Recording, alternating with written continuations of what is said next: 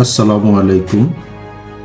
আজ আমি ইংরেজি ভাষার বিখ্যাত লেখক ডেল কার্নেগির একটি বিশ্ববিখ্যাত আত্ম উন্নয়নমূলক বই how to win friends and influence people নিয়ে সংক্ষেপে আলোচনা করব। শেষ পর্যন্ত সাথে থাকার অনুরোধ করছি। How to win friends and influence people এর চমৎকার একটি বাংলা অর্থ হতে পারে কিভাবে বন্ধু লাভ করতে হয় ও মানুষের উপর প্রভাব বিস্তার করতে হয়।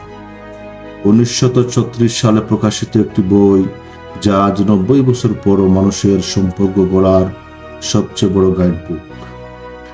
আপনি ব্যবসা, চাকরি বা ব্যক্তিগত জীবন যেখানেই সফল হতে চান না কেন, মানুষের মন জয় করার সবচেয়ে বড় আর্ট আজ আমরা জানব এই বইটির জাদুকরী সূত্র।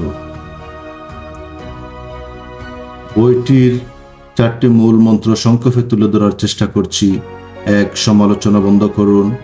মানুষ কখনো নিজের ভুল নিজে স্বীকার করতে চায় না, তাই কাউকে সরাসরি সমালোচনা করলে সে আপনার শত্রু হয়ে উঠবে।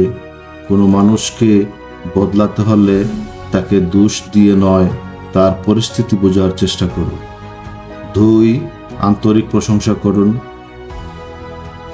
মানুষের সবচেয়ে বড় ক্ষুধা হলো গুরুত্ব পাওয়ার আকাঙ্ক্ষা, তবে এটি যেন তুষামোদ বা মিথ্যা প্রশংসা না হয়। মানুষের ভেতরের সত্যিকারের ভালো গুণটার প্রশংসা করুন, সে আজীবন আপনাকে মনে রাখবে। 3.